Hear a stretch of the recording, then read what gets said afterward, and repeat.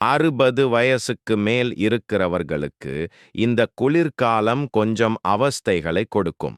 இப்போ குளிர்காலம் ஆரம்பிச்சுடுச்சு. குளிர்காலம்னா நமக்கு உடனே ஞாபகத்துக்கு வர்றது என்ன? சூடான உணவுகள், வெதுவெதுப்பான போர்வைகள். இதுதான் மனசுக்கு உடம்புக்கும் இதமாயிருக்கும். குளிர்காலத்துல உங்க உடம்பு எப்படி வேலை செய்யுதுன்னு புரிஞ்சுக்கிறது ரொம்ப ரொம்ப முக்கியம். சூடான மாதங்களை விட குளிர்ச்சியான மாசங்கள்ல மாரடைப்பு வர்றது 15% 20% வரைக்கும் கூடுதலாயிருக்கலாம்னு ஆராய்ச்சிகள் காட்டுது. காரணங்கள் 1. இரத்த குழாய் சுருக்கம், வாசோ கான்ஸ்ட்ரிக்ஷன் மற்றும் இரத்த அழுத்தம் அதிகரிப்பு. நீங்க வெளியில சில்லுன்னு காத்துல போகும்போது உங்க உடம்பு தன்னால சூடா இருக்கணும்னு நினைக்கிற முதல் வேலை என்னன்னா, கை கால்லையும் தோல்லையும் இருக்கிற இரத்த குழாய்களை சுருக்கிறது தான். இதுக்கு பேருதான் வாசோகன்ஸ்ட்ரிக்ஷன்னு சொல்லுவாங்க. இதை இப்படி கற்பனை பண்ணி பாருங்க. ஒரு குறுகலான குழாய் வழியா தண்ணிய அனுப்ப மோட்டார் எவ்வளவு அதிகமா கஷ்டப்பட்டு உழைக்கணும். அதே மாதிரி தான் இப்போ நம்ம இதயமும் அதிகமா பம்ப் செய்ய வேண்டியிருக்கு. ஏன்னா இரத்த குழாய்கள் சுருங்கிடுச்சு. இதனால திடீர்னு இரத்த அழுத்தம் கூடி இதயத் துடிப்பும் அதிகமாகுது. உங்க இரத்த நாளங்கள்ல ஏற்கனவே கொழுப்பு சத்து படிஞ்சு அடைப்பு, பிளாக் இருந்துச்சுன்னா இந்த அதிக அழுத்தம் அந்த அடைப்பை உடைக்க வாய்ப்பிருக்கு. அந்த உடைஞ்ச கொழுப்பு துண்டுகள் ஒன்னா சேர்ந்து இரத்த கட்டிகளை உருவாக்குது. இதுதான் மாரடைப்புக்கு ஆரம்பம். 2வது ஆபத்து என்னன்னா, இரத்தம் தடிமனாகிறதும் கட்டிகள் உருவாகிறதும் தான். அதாவது இரத்தத்தோட பாகுத்தன்மை, விஸ்காசிட்டி அதிகமாகிறது. குளிரோட இன்னொரு ஆபத்தான விளைவு என்னன்னா, அது நம்ம இரத்தத்தோட தன்மையையே மாத்திடுது. ஆய்வுகள் என்ன சொல்லுதுன்னா, குளிர்காலத்துல இரத்தம் இன்னும் தடிமன் ஆகுது. 2வது ஆபத்து என்னன்னா, இரத்தம் தடிமனாகிறதும் கட்டிகள் உருவாகிறதும் தான். அதாவது இரத்தத்தோட பாகுத்தன்மை, விஸ்காசிட்டி அதிகமாகிறது. குளிரோட இன்னொரு ஆபத்தான விளைவு என்னன்னா, அது நம்ம இரத்தத்தோட தன்மையையே மாத்திடுது. ஆய்வுகள் என்ன சொல்லுதுன்னா, குளிர்காலத்துல இரத்தம் இன்னும் தடிமன் ஆகுது. 3வது ஸ்ட்ரெஸ் ஹார்மோன்கள், ஸ்ட்ரெஸ் ஹார்மோன்ஸ். இந்த மன அழுத்த ஹார்மோன்கள் தானாகவே இரத்த குழாய்களை சுருக்கி இரத்த அழுத்தம் மற்றும் இதயத் துடிப்பை மேலும் அதிகப்படுத்துது. இந்த சுழற்சி இதயத்தை வெளியில இருக்கிற குளிராலும் உள்ளுக்குள்ள இருக்கிற மன அழுத்தத்தாலையும் 2 மடங்கு சுமையில வைக்குது. காய்ச்சல், சளி. இதயத்திற்கு இன்னொரு ஆபத்து. குளிர்காலத்துல இதயத்துக்கு ஆபத்துங்கிறது வெறும் வெப்பநிலை மட்டும் இல்லை, தொற்று நோய்களும் ஒரு காரணம். இந்த சீசன்ல காய்ச்சல் மற்றும் நிமோனியா மாதிரியான சுவாச நோய் தொற்றுகள் ரொம்ப அதிகமா இருக்கு. அதனால தான் ஃப்ளூ தடுப்பூசி, ஃப்ளூ வேக்சின் போட்டுக்கிறது நுரையீரலுக்கு மட்டுமில்ல, நம்ம இதயத்துக்கும் ரொம்ப முக்கியமான பாதுகாப்பு. இது இதய பாதிப்புகள் வர்ற அபாயத்தை கிட்டத்தட்ட 36% வரை குறைக்கலாம்னு ஆய்வுகள் சொல்லுது. அறிகுறிகளை அலட்சியப்படுத்துவதை தவிர்க்கவும். நீங்க அலட்சியப்படுத்தக்கூடாத சில அசாதாரண அறிகுறிகள் என்னென்ன? குளிர் வியர்வை. காய்ச்சல் வந்து வியர்க்கிறதுக்கும் திடீர்னு தீவிரமா வர்ற குளிர் வியர்வைக்கும் கோல்ட் ஸ்வெட் வித்தியாசம் இருக்கு. திடீர்னு வர்ற குளிர் வியர்வை மாரடைப்பின் ஒரு முக்கிய ஆரம்ப அறிகுறியா இருக்கலாம். அசாதாரணமான சோர்வு. சும்மா இருக்கும்போதே, இல்லன்னா சின்ன வேலை செஞ்சாலே திடீர்னு ரொம்ப பலவீனமா இல்லன்னா ரொம்ப சோர்வா உணர்றது. மாறுபட்ட வலி.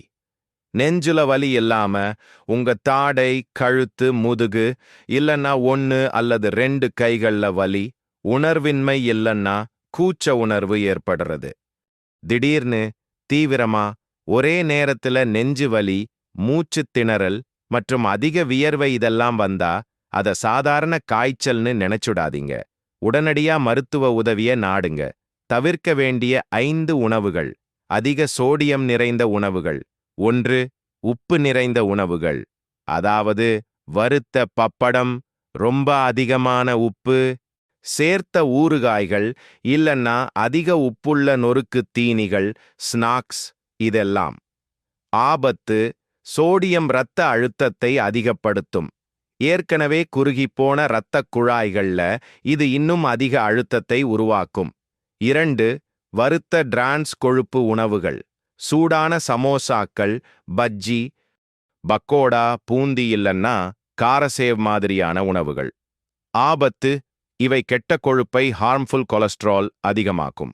இதனால இரத்தக் குழாய்கள்ல அடைப்பு, பிளாக் ஏற்படுறது இன்னும் வேகமாகும். 3. எளிய சர்க்கரைகள் மற்றும் அதிக இனிப்பு சேர்த்த இனிப்புகள். சர்க்கரை பாகுல ஊறிப்போன ஜிலேபி, குலாப் ஜாமுன் இல்லன்னா ரொம்ப அதிக சர்க்கரை உள்ள ஸ்வீட்ஸ். ஆபத்து: அதிகப்படியான சர்க்கரை இரத்த சர்க்கரையை ரொம்ப வேகமா ஏத்தும். இதுவே இதய நோய்க்கான ஒரு முக்கியமான ஆபத்து காரணி. 4. இனிப்பு பானங்கள், சர்க்கரை சேர்த்த சோடாக்கள், அடைக்கப்பட்ட பழச்சாறுகள், கேண்ட் ஜூசஸ் இல்லன்னா ரொம்ப இனிப்பான லஸ்ஸி, காஃபி, டீ இதெல்லாம. 5. அதிக கிரீம் இல்லன்னா அதிக வெண்ணெய், பட்டர் சேர்த்து செஞ்ச ரிச் கிரேவிகள். ஆபத்து: இதுல நிறைவுற்ற கொழுப்பு, சேச்சுரேட்டட் ஃபேட் ரொம்ப அதிகம். கனமான கொழுப்புள்ள உணவுகளை சாப்பிடும்போது செரிமான மண்டலத்துக்கே அதிக அழுத்தம் ஏற்படும். இது ஏற்கனவே குளிரால கஷ்டப்படுற இதயத்துக்கு இன்னும் அதிக சிரமத்தை கொடுக்கும். இதயத்தை பாதுகாக்கிறதுக்கு நாம செய்ய வேண்டிய 5 முக்கியமான தடுப்பு நடவடிக்கைகள். 1. உடலை சூடா வெச்சிக்கவும் பல அடுக்குகளில் உடை அணியுங்கள். 1. உங்களை சூடா வெச்சிக்கோங்க மற்றும் பல அடுக்குகளில் உடை அணியுங்கள். இது ரொம்ப சாதாரண விஷயம், ஆனா ரொம்பவே சக்தி வாய்ந்தது. தொப்பிகள், சாக்ஸ், ஸ்கார்ஃப், கையுறைகள் இதையெல்லாம் மறக்காம போடுங்க. பல அடுக்குகள்ல உடை போடுறது உடலோட வெப்பத்தை தக்க வைக்க உதவும். இது இரத்த அழுத்தத்தை அதிகப்படுத்துற வாசோகன்ஸ்ட்ரிக்ஷன் ஏற்படுறதை தடுக்கும். 2. திடீர் மாற்றங்களை தவிர்க்கவும். 2. வெப்பநிலையில வர்ற திடீர் மாற்றங்களை தவிர்த்திடுங்க. சூடா இருக்கிற ஒரு ரூம்ல இருந்து சில்லுன்னு காத்து இருக்கிற வெளியில திடீர்னு போறத தவிருங்க. வெப்பநிலையில ஏற்படுற இந்த கடுமையான மாற்றம் இதய அமைப்பை ரொம்பவே அதிர்ச்சிக்குள்ளாக்கும். 3. உங்க இரத்த அழுத்தத்தை கண்காணிச்சு உங்க உடற்பயிற்சிகளை மாத்திக்கோங்க.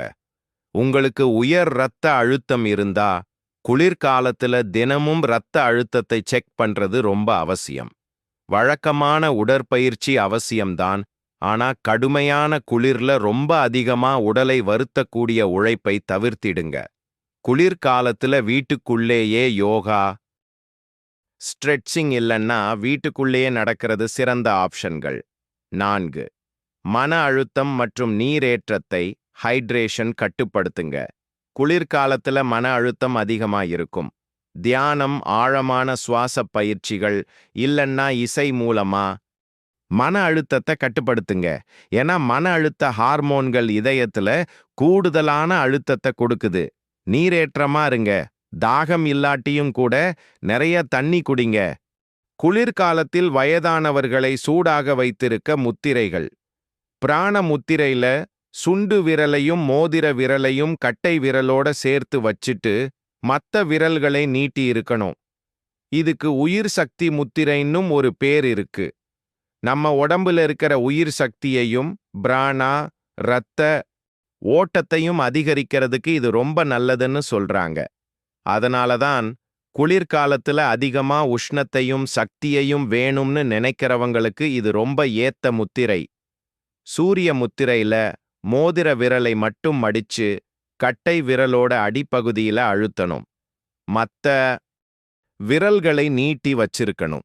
இந்த முத்திரைக்கு நெருப்பு சக்தியோட தொடர்பு இருக்குன்னு சொல்றாங்க.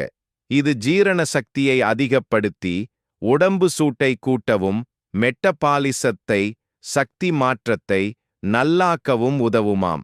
அதனால குளிரை தாங்க இது ரொம்ப பயன்படும். அபான வாயு முத்திரைனா கட்டை விரல், நடுவிரல், மோதிர விரல், இந்த 3 விரலோட நுனியையும் ஒண்ணா சேர்க்கணும். மத்த விரல்களை நீட்டி வச்சிருக்கணும்.